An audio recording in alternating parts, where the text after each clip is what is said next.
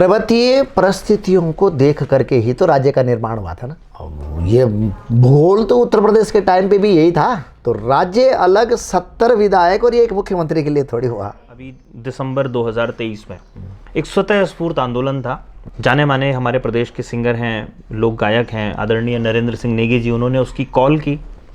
आप कहाँ थे उस आंदोलन में? आपका जिक्र नहीं आया। आप अखिल ब्रह्मांड नायिका भगवती जगत वंदनी नारायणी त्रिपुर सुंदरी माता भवानी 64 योगनियों का रूप माँ चलन वाली जगदम्बा शत्रु संहारिणी वैर्यो नाशनी ज्वाला मेरी वेली माता श्रीकंडा भवानी। पहाड़ में ये सब होता है, दिल्ली में भी क्या इस तरीके का होता है कि आप दिल्ली में मंडन लगाओगे तो वहाँ किसी पंजाबी में, किसी बंगाली में, किसी उड़िया में जी मैं आपको अमेरिका के उदाहरण दे दूंगा। आप दिल्ली तो हमारे देवी देवता अमेरिका में भी आते हैं। बिल्कुल आते हैं। आपने कहा कि देवी देवता कैसे नाचते हैं हाँ। ढोल की थाप पे। ये मैं जानना चाहता हूँ, आप कैसे नचाते हैं, कैसे उनको बुलाते हैं, कैसे उनका आह्वान करते हैं देवी देवताओं का जी। और कैसे देवी देवता किसी के शरीर में आता है और वो फिर एक दूसरे तरीके का माहौल, वातावरण वहाँ पे बनता है। अगर वो कोई दूसरी शक्ति नहीं होती तो कैसे एक आदमी 2 किलो जौ खा जाए, कैसे कोई इतना बड़ा कद्दू खा जाए, कैसे कोई एक आदमी इतनी बड़ी काकड़ी खा जाए, कैसे कोई आदमी एक आग पर चल दे, कैसे कोई आदमी एक जलता हुआ लाल अंगार के जैसे जो चिमटा बन रखा है उसको चाट ले। तेली बेमेली सारी रंधाऊ दिलो बुदी राता। ये क्लिक कैसे मिला आपको कि आप विदेश तक जो है अपने शोज करने लगे, लेक्चर्स देने के लिए? मुझे याद आता है कि आपका एक बार अमेरिका मैं कई बार गया जाता रहता हूँ अभी। जब मैं जागर गाने लगा तो मैंने कहा जी एक जागर गाऊंगा मैं। मतलब पंजाबी और दिल्ली के म्यूजिशियंस को आपने गढ़वाली संस्कृति थी वो बजानी सिखा दी। मैंने कहा आप बजाइए। नमस्कार, मैं हूं मनमोहन भट्ट। लोकसभा चुनाव के बीच में हम आज एक ऐसी शख्सियत से बात करेंगे जिसका सीधा वास्ता उत्तराखंड की संस्कृति से है। उत्तराखंड की परंपराओं को आगे बढ़ाने में क्या क्या योगदान ये शख्सियत दे रही है, ना सिर्फ उत्तराखंड में बल्कि उत्तराखंड के बाहर, देश के भीतर क्या योगदान है और क्या योगदान उत्तराखंड की संस्कृति को विदेशों तक पहुंचाने के लिए ये कर रहे हैं। ये हैं जाने माने लोकगीत गायक, जागर सम्राट के नाम से विख्यात प्रीतम भरतवान। भरतवान जी, हमारे चैनल में आपका स्वागत है। बहुत बहुत धन्यवाद भट्ट जी, और आपके चैनल के माध्यम से सभी श्रोताओं को मेरा प्रणाम और नमस्कार। पहले मैं जानना चाह रहा हूं कि आज के ज़माने में तो संगीत की जो इंडस्ट्री है वो बहुत बड़ी हो चुकी है। जिस समय आपने संगीत शुरू किया था सफ़र, उस समय कितनी परेशानियां आपको झेलनी पड़ी? घर की क्या परिस्थितियां थी, समाज की क्या परिस्थितियां थी, कैसे आपने उसको अपने करियर के रूप में चुना? बहुत अच्छा आपका ये क्वेश्चन है कि उस समय एक ऐसा दौर था कि जब केवल लोगों तक पहुंचने का माध्यम एक दिल्ली होता था। आज तो बहुत डिफरेंट उसमें मोड में है दुनिया, डिजिटल प्लेटफॉर्म्स हैं। तब सिर्फ अगर आप अच्छा गाते हैं तो आपके पास विकल्प होते थे कि आप या तो बारात कहीं आ रखी हो, रामलीला हो रही हो, और घर में किसी तिवारी में बैठ करके जो लंबी लंबी रातें होती हैं सर्दियों की, पूस और माह की लंबी रातियों में आकर तिवारी में बैठी कितने आराम से आप गाना झन, आराम से आप बजोना झन, तो वो एक माध्यम होता था। लेकिन गढ़वाले में जी बोल सकता आप? जी जी जी, तो मिक्स करी थे। हाँ, मिक्स करी थे, ठीक रह लो कि वो एक टाइम, वो एक समय, एक बहुत प्यारा समय कि भाई ब्याखन मेरे गाँव का नाम प्रीति छे, मतलब प्रीतम तो स्कूल में हुए, लेकिन प्रीति मेरा निक नेम छे, तो आओ भाई प्रीति आज सुनो।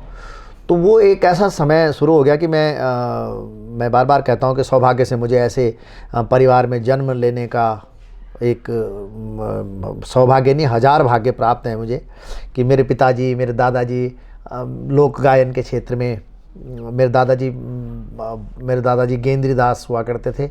वो सारंगी उस ज़माने में बजा, सारंगिया भी बोलते थे उनको, तो मेले में बजाते थे। मेरे पिताजी बहुत अच्छे गायक रहे हैं, जागरी रहे हैं। तो 6 साल की उम्र से ही थाली बजाना, गांव में दौर बजाना, तो सुबह अगर बाहर निकल रहे हैं तो ढोल की आवाज़ कान में पड़ रही है और हुड़के की थाप कान में सुनाई दे रही है। तो प्रातःकाल उषा काल में हमारे ढोल सागर में तो देवी देवताओं को प्रभात काल में जगाने, यानी कि मंत्र उच्चारण और दिया भी बाद में जलेगा, लेकिन जगाने का काम एक ढोली करता था कि आप जाग जाइए प्रभु। फिर सारे जैसे ही नवत बजती थी तब वैसे ही मंदिर जाग जाते थे, पूजा पाठ आरंभ हो गए हैं। और फिर शाम को भी शयन काल की नौबत और फिर वेद पाठ आरंभ हो जाता था गांव के मंदिरों में। तो सुबह की जो नौबत, वो जो दुनिया मेरे कानों में घुली, और वो पीढ़ी दर पीढ़ी का जो एक लाभ है कि एक दादा वाले गुण, परदादा वाले गुण, तो जिस ये घराना ही हुआ तो वो रहा है। और पिताजी ने मुझे स्कूल पढ़ा, स्कूलिंग मुझे अच्छी दी, गांव में पढ़ाया। फिर मैं मसूरी से पढ़ा, थत्यूड़ में पढ़ा, थत्यूड़ के बाद मसूरी आया। तो तब मुझे शौक़ था कि जब मैं गाता था गांव घरों में तो लोगों को लगता था ये प्रीति बहुत अच्छा गाता है। गांव के बड़े बुजुर्ग लोग बोलते थे। जो गांव में गाते थे, रामलीलाओं में गाते थे, रामलीला में, तो गांव कभी में कुछ दक्षिणा, कुछ हाँ बिल्कुल बिल्कुल। मेरा मिलता था हमारे उस ज़माने में तो जब मैंने पहला घर से बाहर एक ताचला कोई गांव होता था, वहाँ पर गाया। तो वहाँ जब मैंने गाया तो सुबह मैंने देखा कि मेरी जेब में उस ज़माने के मेरे ख्याल से ये बात रही होगी 80 के आसपास की, 10-11 साल की, 80 81 में। तो तब तो 20-30 रुपये बहुत होते थे, तो मेरे पास होते थे। और मैं रात भर गा रहा हूँ, मेरे साथ जो थाली बजा रहे हैं वो जब मुझे नींद आ गई तो वो मुझे पकड़ करके सुला रहे हैं। और पूरे अच्छी बात ये थी तब कि मैं ये देखता था, मेरे आत्मविश्वास में जो बढ़ोतरी हुई कि मैं अपनी आयु जो मेरी उम्र थी वही उम्र दगड़ी, उस उम्र से मैं बड़े बुजुर्गों को देखता था कि मैं एक दूधमुहा बच्चा हूँ, बहुत छोटी उम्र है मेरी, और मुझे ऐसे बुजुर्ग लोग सुन रहे हैं। और ये तो बहुत बुजुर्ग लोग हैं, ऐसे बुजुर्ग लोगों का आशीर्वाद पाना, वो भी इतनी छोटी उम्र में, तो ये मुझे किस्मत रही है। और फिर जैसे ही फिर मुझे लगा कि अब ऑडियो कैसेट्स आने लग गए हैं, रेडियो स्टेशंस का टाइम आया, तो मैं 87 में ऑल इंडिया रेडियो में गया और वहाँ से भी मैं पास हो गया। नजीबाबाद हुआ करता था तब, और उसके बाद वहाँ रिकॉर्डिंगों का क्रम जारी रहा। 91 में मैंने फिर ऑडियो कैसेट्स के लिए मैं दिल्ली मैंने प्रस्थान करा। मतलब एक बात अगर हम समझें तो आपने करियर उसको 10-11 साल की उम्र में ही बना दिया था। जी बिल्कुल। कभी नौकरी के लिए, कभी खेतीबाड़ी के लिए, कभी सोचा नहीं कि आजीविका का साधन कुछ और भी हो सकता है, गीत संगीत हो सकता है, क्योंकि पारंपरिक रूप से मेरे पिताजी जागरी हैं। मेरे पिताजी अनुष्ठानिक जागरे, गोरिल देवता, नरसिंह, भैरव, भगवती जगदम्बा, कन्नौरता, मन्नाड़, और साथ शाम को जागर भी चल रहे हैं, तो जागर भी गीत है। तो कोई आपको याद आता है जो आपने शुरुआती दौर में, स्कूल के दौर में 10-11 साल की उम्र में जो गीत गाया होगा, कोई जागर गाया होगा, कोई याद है अगर आप हमारे दर्शकों को सुना पाएं? जी जी, उस तरह का भी है, बहुत सारे हैं। जैसे मैं उस समय सरुली और सुम्याल का पवाड़ा बहुत ज़्यादा, जब कहीं शाम को मुझे बुलाते थे, उस समय गला थकने का नाम नहीं होता था। एक उम्र होती थी, रवा हो रखे थे हम लोग, तो शाम को कहते थे कि यार, तब जब बरातें उस दौर में जब जाती थी तो आज के जैसे टेंट नहीं होते थे या बारात घर नहीं होते थे। गांव घरों में कुछ मेहमान यहाँ रह गए, कुछ ताऊ जी के यहाँ चले गए, कुछ ऐसे बढ़ते थे, और बाकी बारात बहुत बड़ी हुआ करती थी, तो एक तिवारी में बैठ जाते थे, वहाँ गान बजान चलता था। तो तब उस ज़माने में हम लोग जाते थे। अब मेरे पास एक हुड़की होती थी। मेरे पिताजी मुझे फुल सपोर्ट करते थे कि अच्छी बात ये थी कि मैं स्कूल में पढ़ता भी बढ़िया था, स्कूल में प्रोग्राम करता था। तो मैं एक सरुली सुम्याल का जागर पवाड़ा गाता था, जागर गीत समझ लो उसे, क्योंकि जागर, कुछ लोग ये भी भट्ट जी क्लियर कर दें कि जागर भी गीत है, गायन है। जो लफ्ज सुरों और ताल के साथ बोले जाते हैं, सुर के साथ और ताल के साथ, वो गीत होता है। तब चाहे वो जागर हो, थड़िया हो, चौफला हो। तो जी, तो मैं उस समय गाता था। तेली बेमेली सारी राधा उदिलो बुदी राता, तेली बेमेली सारी राधा ना उदिलो बुदी राता, गाडू छना घाटुड़ी जो कि डांडू छना मारुड़ी, तो महाराज गाड घटुड़ी छन डांडा मरुड़ी पड़ी छन, अरा तामा का समाजों की ठोकर लगन लगी छन, ओबरी को धन पड़ी ऊंची मंजोली की माया पड़ी चा, हाँ हाँ हाँ तो मैं देख दो बीर माल देख दो गड़ोस म्याल माल मको माल होलो बीर मको बीर होलो हाँ कुमोमा सरली कुमेड़ बांध मकी बांध पड़ी ची चांद मकी चांद पड़ी चा अरे कै भागी का चौक तेरी पजे बाबा जली एक कैसी राणा राली तेरी चूड़ियों भरी हाथी वो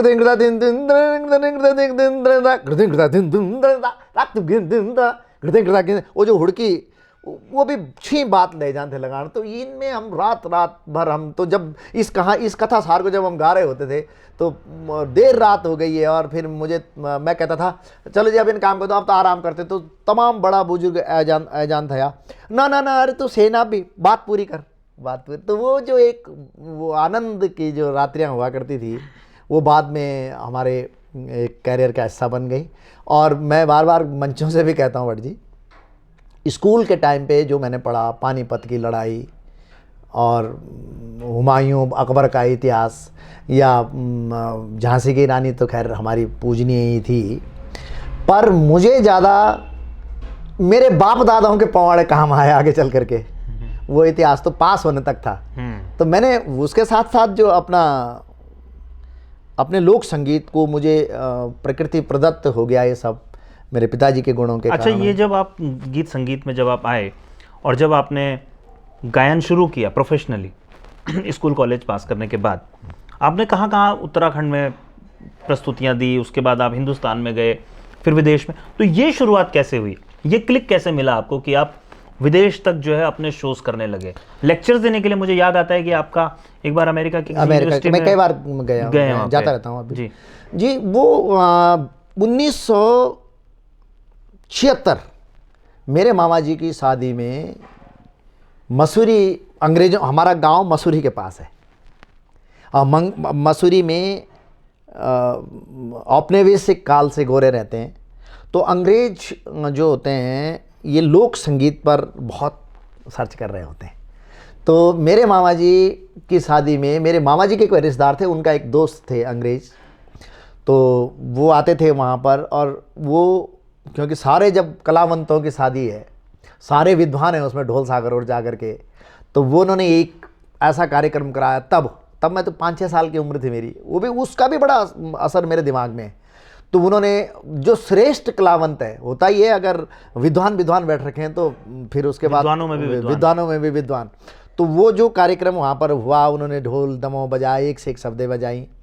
तो उस दौर से ही वो मेरे पिताजी के जान पहचान के थे। फिर उनके घर पे भी हम गए और उन्होंने हमारी रिकॉर्डिंग्स भी करी मेरे पिताजी की भी रिकॉर्डिंग्स करी उस ज़माने में। तब पिताजी की रिकॉर्डिंग को इंग्लैंड ले गए सुना पर वो ज़माना उस समय ऐसा था कि फिर वो मिले नहीं। मामा जी की शादी की बात है। तो हमारे पहाड़ में जब लोग आने लगे विदेश की जहाँ तक बात है तो इन लोगों ने यहाँ के लोक संगीत पर जानना चाहा।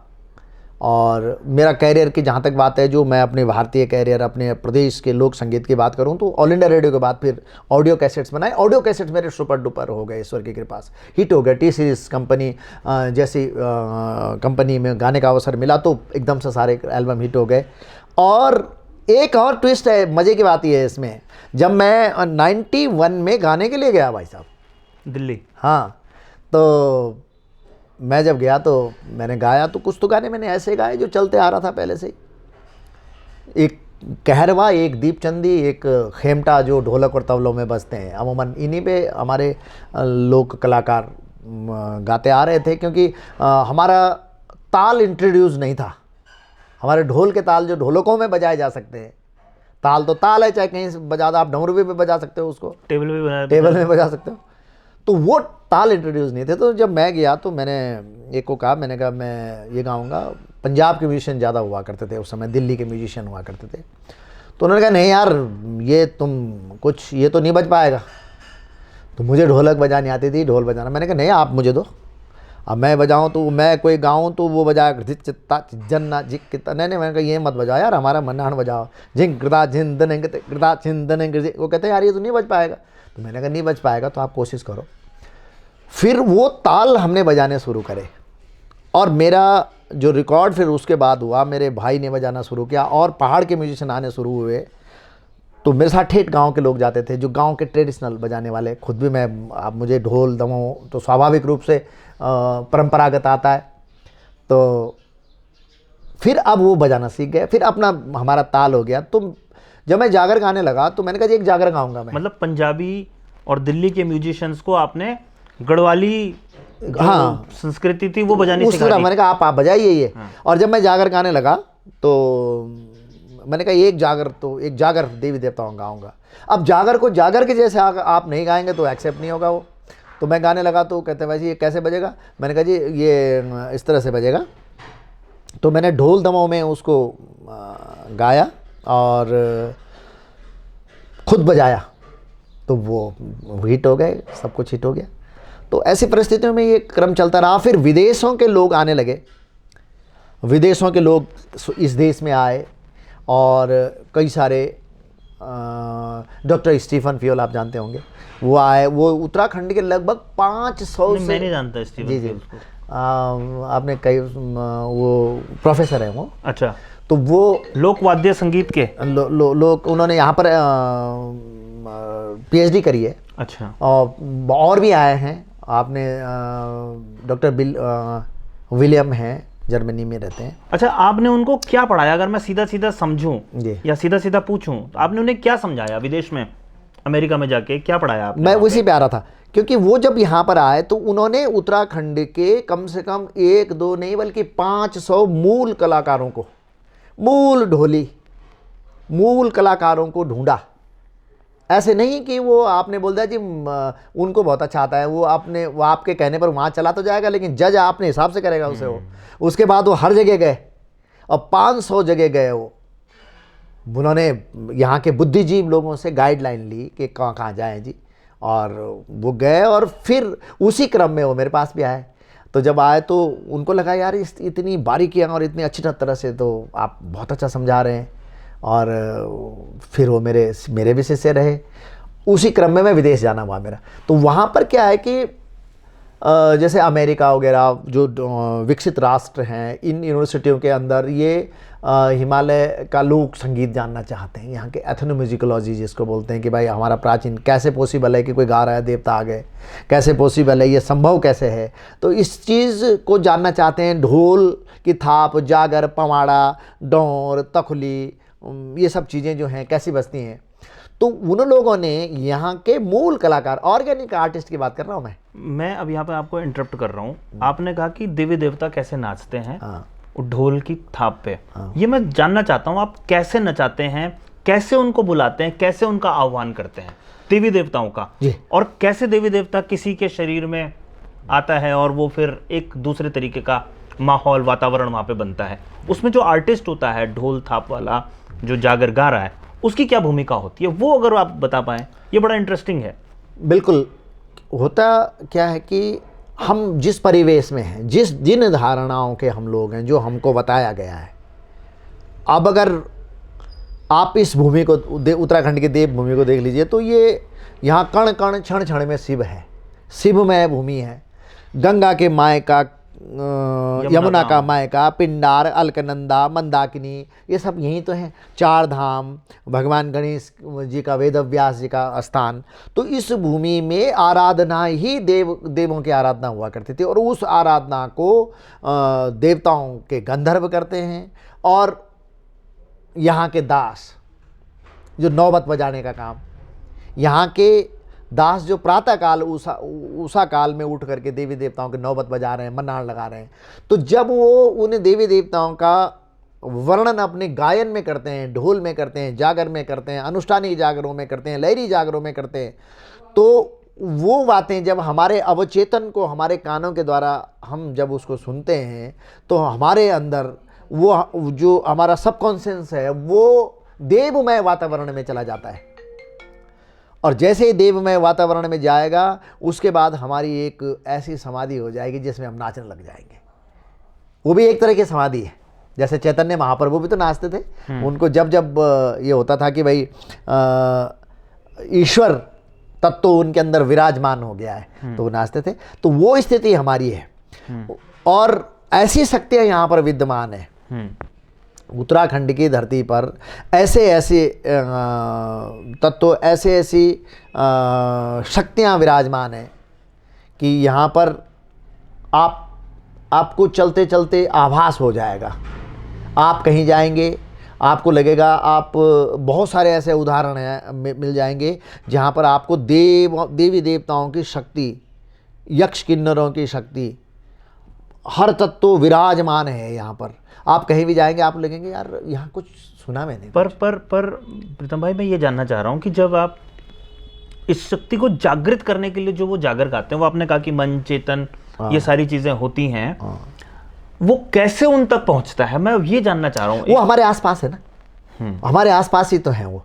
एक सवाल यहाँ पर लोग ये भी पूछते हैं, अब ये चूंकि विषय आ गया है, पहाड़ में ये सब होता है, दिल्ली में भी क्या इस तरीके का होता है कि आप दिल्ली में मंडन लगाओगे तो वहाँ किसी पंजाबी में, किसी बंगाली में, किसी उड़िया में जी, मैं आपको अमेरिका के उदाहरण दे दूंगा। आप दिल्ली तो हमारे देवी देवता अमेरिका में भी आते हैं। बिल्कुल आते हैं।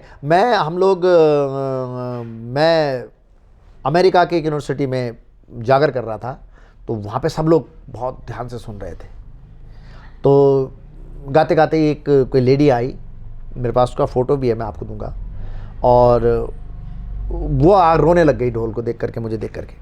विदेशी महिला थी? विदेशी महिला। कहने लगी, Pritam ji, I don't know, I can't stop my tear and you sang the Jagar, I am feeling very well, very blessing. तो वो जो एहसास है, वो एहसास और वो जो शक्ति है, वो उस ढोल में ही है, उस गायन में ही है। तो वो जो वही देवता है। तो वो सब में हम लोग जाते हैं कई जगह। अब मैं आपको ऐसे साइंटिस्ट बता दूंगा। हम लोग न्यू जर्सी में बैठे हुए थे, तो मैंने गाया, साइंटिस्ट लड़की थी, और हम लोग जैसे मैंने गाना शुरू करा, कहते हैं कुछ मुझे हो रहा है। तो वो जो वाइब्रेशंस हैं, वो वाइब्रेशन ही देवता है। जैसे कई बार आप डीजे की बड़ी हार्ट बीट्स पे जब बजता है तो पैर थिरकने लगते हैं। हाँ, तो ये भी तो हो सकता है कि जब आप जागर गा रहे हैं तो जो देवी देवता का स्वरूप बताया जा रहा है, वो भी कोई मतलब एक माहौल बनता हो, नाचने लगता हो। देवी देवता कैसे किसी के शरीर में प्रवेश करते हैं, वो साइंटिफिक है? वो मुझे साइंटिफिक ही वो लगता क्या है, क्योंकि अगर वो कोई दूसरी शक्ति नहीं होती तो कैसे एक आदमी 2 किलो जौ खा जाए, कैसे कोई इतना बड़ा कद्दू खा जाए, कैसे कोई एक आदमी इतनी बड़ी काकड़ी खा जाए, कैसे कोई आदमी एक आग पर चल दे, कैसे कोई आदमी एक जलता हुआ लाल अंगार के जैसे जो चिमटा बन रखा है उसको चाट ले, कैसे ऐसे संभव है कि कोई आदमी बहुत मरणासन अवस्था में है और उस कहीं जा कर के किसी देवता ने बता दिया कि आप ये करो वो ठीक हो जाएगा। तो ये है, ये विद्यमान है इस धरती। कभी आपने खुद महसूस किया कि जब आप गा रहे हो, ढोल बजा रहे हो, आपने खुद महसूस किया कि आपके अंदर कोई शक्ति ऐसी आ गई है, या कोई दिव्य शक्ति के जरिए आप ये सब काम कर पा रहे हैं? कभी खुद? बिल्कुल, मुझे कई बार ऐसा होता है कि मैं जैसे मंच पर जब गा रहा हूँ, कोई स्तुति भगवती सुरकंडा की गा रहा हूँ, कोई देवी देवता की स्तुति गा रहा हूँ, तो अचानक एक ऐसा एक महसूस होता है कि जैसे कोई अदर दूसरी शक्ति कोई आ गई हो। और मैंने तो ये देखा कि मैं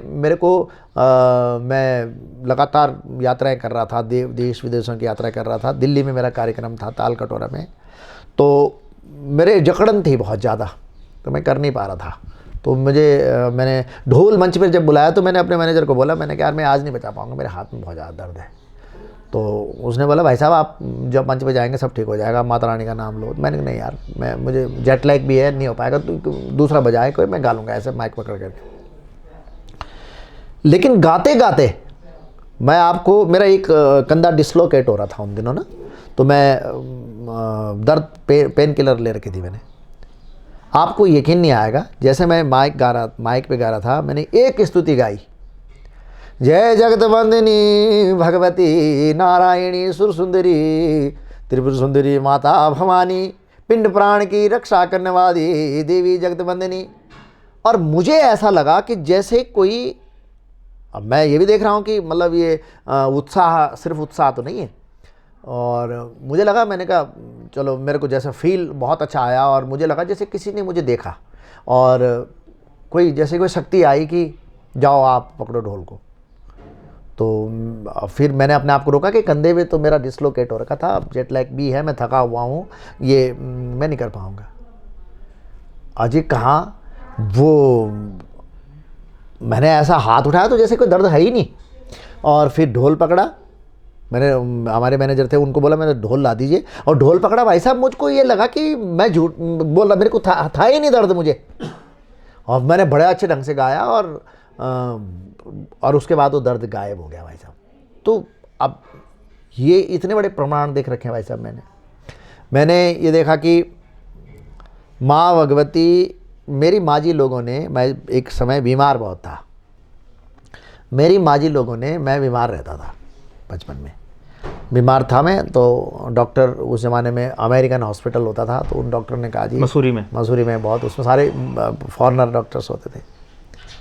तो हमारे गांव का ढोल दमो जाता था, सुरकंडा, पूरे गांव के लोग जाते थे। हमारे इष्ट देवी भगवती वही है, अधिष्ठात्री माता।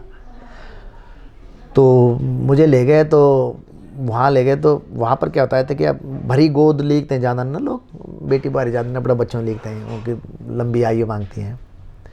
तो मेरी माँ और मेरे पिताजी बताते हैं कि उन्होंने जो है मुझे माता रानी के चौखट पे सौंप दिया, मतलब जैसे रखा, और जो माँ भगवती को जो उस ज़माने में जो मंदिर था वहाँ, वो वहाँ रखा कि ये हमने तुझे दे दिया है, अब ये ठीक रखना, ये तेरा काम है भगवती, तेरा ये है बस।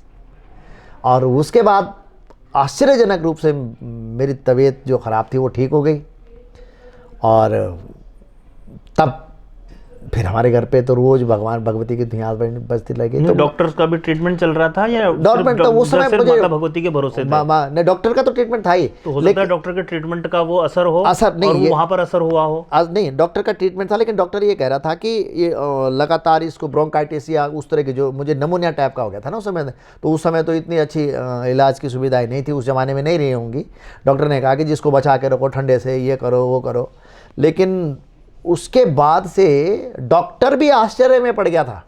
जब मैं डॉक्टर के पास, माँ जी लोग बताते हैं कि जब मुझे ले गए तो डॉक्टर ने भी कहा कि नहीं, आपने इसकी रेख देख अच्छी करी होगी, ये तो काफ़ी आश्चर्यजनक से इसके स्थिति में उसी के बाद माता का आशीर्वाद आपको मिल मैं गया। ये मानता हूँ कि, और मानता कि मैं जानता भी हूँ, मैंने देखा भी कुछ बातें ऐसी कि जो सार्वजनिक नहीं की जाती हैं। कुछ बता दीजिए कि कोई ऐसा किस्सा जो बताने लायक हो अगर आपको। जी। बहुत सारे समय मुझे ऐसा लगा कि जैसे माँ मेरे को जैसे कान पे आकर के कुछ बोल रही है, और ये कह रहे हैं कि ऐसा करो।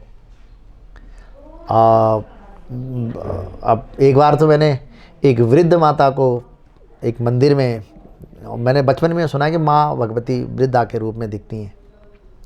तो हम थे, मेरे साथ म्यूजिशियन थे, हम लोग चढ़ाई चढ़ रहे थे, तो मैंने बोला, मैंने कहा यार संजय देख ये कितनी तेज़ी से चढ़ाई चढ़ रही है माता जी, हम दर्शन करके आ रहे थे।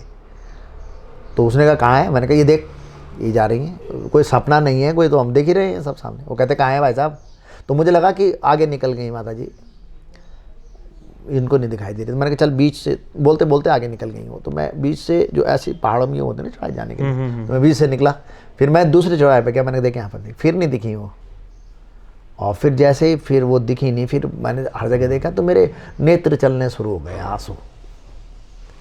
तो ये मतलब ऐसे, और मैं आज भी ये कहता हूँ कि मेरे जो भी काम बनते होते हैं, जो भी मैं सोचता हूँ, वो स्वाभाविक रूप से स्वतः हो जाता है। तो ये माता रानी की कृपा है।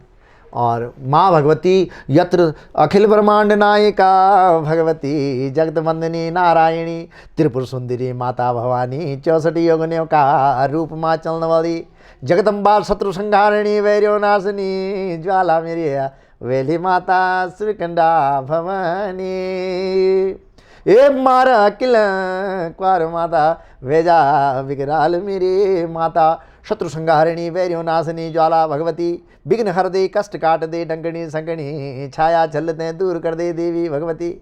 तो जगदम्बा है भाई साहब, इसमें आप मानिए। और नहीं, आप जब अभी ये सुर लगा रहे थे तो मेरे भी रोंगटे खड़े हो गए जी थे, जी जी क्योंकि मैं इतने नज़दीक बैठा हूँ आपके सुर सुनते हुए। माँ जगदम्बा। तो ये आपके बहुत आर्ट एंड कल्चर की बात हमने करी। जी। अब चूंकि कुछ सामाजिक बातें भी मैं चाहता हूँ कि आपसे पूछी जाए। जी। इस इंटरव्यू का एक दूसरा हिस्सा ये भी है कि हम कुछ ऐसे मुद्दे लगातार उठा रहे हैं, जिसको लेकर उत्तराखंड का आम जनमानस काफ़ी संवेदनशील है। एक मूल निवास का मुद्दा है, एक स्थायी निवास का मुद्दा है। इन दोनों मुद्दों पर आपकी क्या राय है, पहले तो मैं जानना चाहता हूँ। पर्वतीय परिस्थितियों को देख करके ही तो राज्य का निर्माण हुआ था ना। अब ये भूगोल तो उत्तर प्रदेश के टाइम पे भी यही था। गंगा यमुना तो यहीं तो थी, बद्रीनाथ जी केदारनाथ जी यहीं थे। हमको लगा कि भाई लखनऊ से हमारे यहाँ का विकास नहीं हो सकता। हम शांति प्रिय लोग हैं, हम लोग ग्रास रूट के लोग हैं, हम लोग ईमानदार हैं, ईश्वर को मानने वाले लोग हैं, सीधे सच्चे लोग हैं। ऐसी जब परिस्थितियां आकी गई, ये आभास जब जनमानस को हुआ, तो सबको लगा यार राज्य अलग होना चाहिए। हम अपने अपने कर्ता धर्ता स्वयं ही होंगे, हमारे बारे में लखनऊ में बैठ करके, दिल्ली बैठ करके नहीं सोचा जा सकता। ऐसी परिस्थितियां जब निर्मित हुई तो राज्य अलग हो गया। तो राज्य अलग 70 विधायक और एक मुख्यमंत्री के लिए थोड़ी हुआ। एक वो नॉमिनेटेड विधायक भी होता है, नॉमिनेटेड विधायक तो कोई हो, हमें तो जी राज्य इसलिए बना है कि हमारी पर्वतीय परिस्थितियों की मूल धारणा अक्षुण्य रहे।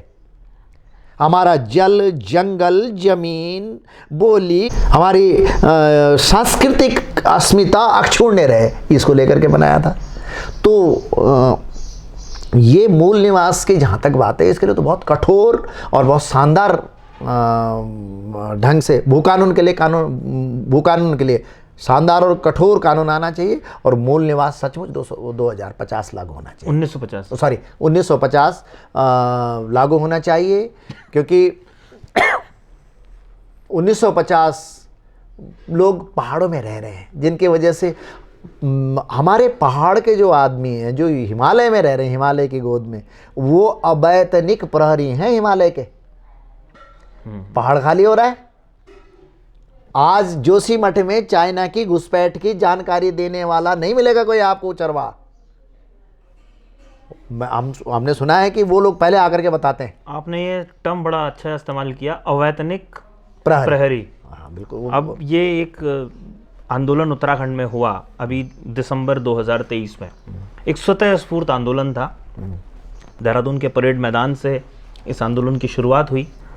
उसके बाद हल्द्वानी में भी रैली हुई, श्रीनगर और गढ़वाल के कई दूसरे हिस्सों में भी रैली हुई।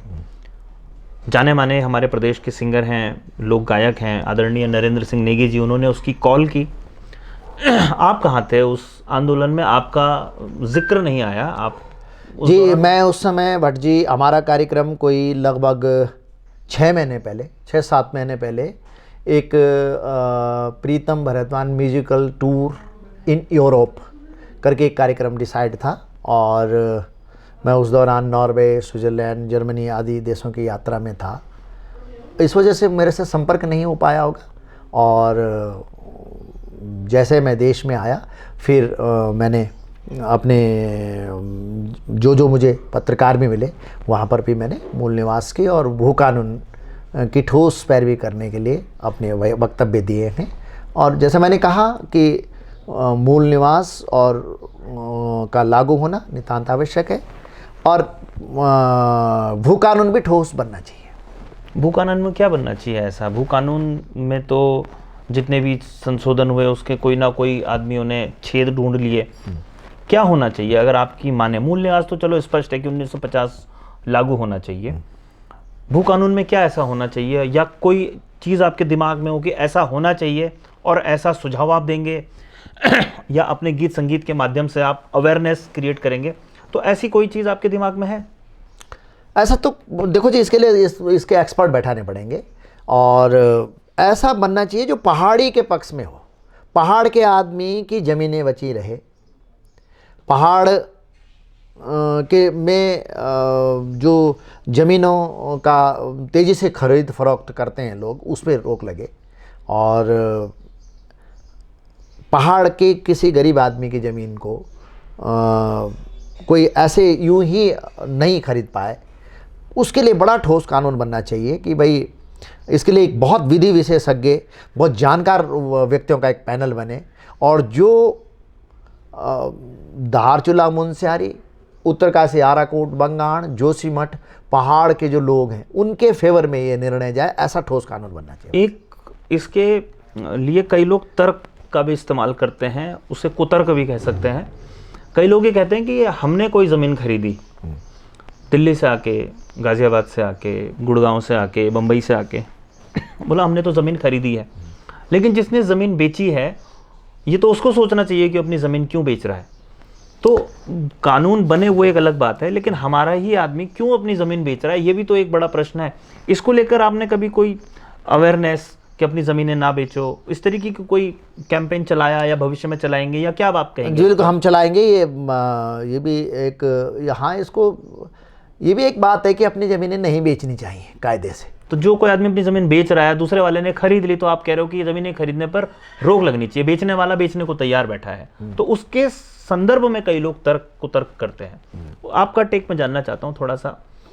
नहीं, उनको जो बेचना चाह रहे हैं अपनी ज़मीन को, देखो जी अपनी वस्तु है, कोई बेचना चाह रहा है तो उसमें तो कुछ नहीं किया जा सकता, लेकिन ये किया जा सकता है कि ना बेचें, ये ऐसा अवेयरनेस तो आए कम से कम। और फिर उनकी ज़मीनें अगर वो नहीं बेच रहे हैं, उनके लिए वो, देखो आदमी ज़मीन क्यों बेचता है, उसको लगेगा कि भाई चलो यहाँ पर रोज़गार नहीं है, हम यहाँ पहाड़ों में बेच देंगे, कहीं और जाएंगे। इस धारणा से बाहर निकालना होगा आदमी को।